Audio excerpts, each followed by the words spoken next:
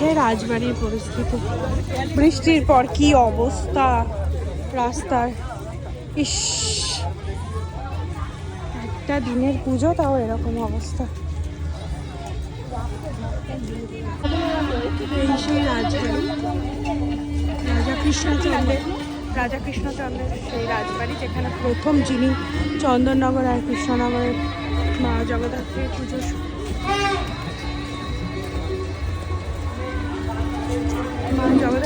শুভারম্ভ করে।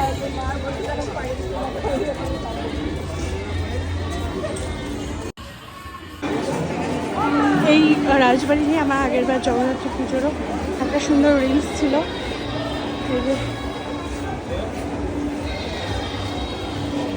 এখানে রাজা কৃষ্ণচন্দ্রের এই যে বক্সগুলো দেখছেন, এখানে রাজা কৃষ্ণচন্দ্রের আর কি আগে যত জিনিস উনি ব্যবহার করেছিলেন সেসব সামগ্রী আছে এখানে। এই যে এগুলো সেই আমলের সামগ্রী। যেহেতু বৃষ্টিটা কমেছে ওই জন্য ভিড়টা একটু বেড়ে গেছে। মা দুর্গা, গণেশ, আমরা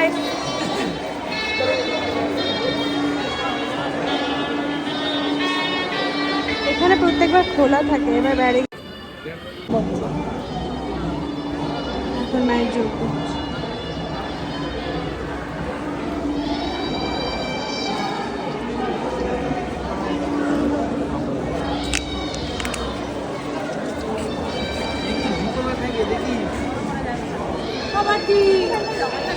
মায়ের এখন যোগ্য চলছে।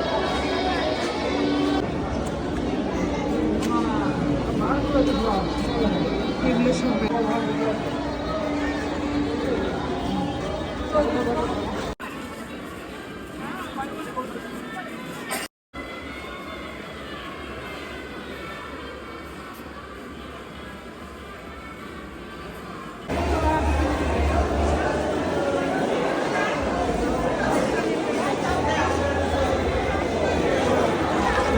রাজবাড়ি ঠাকুর দেখা কমপ্লিট।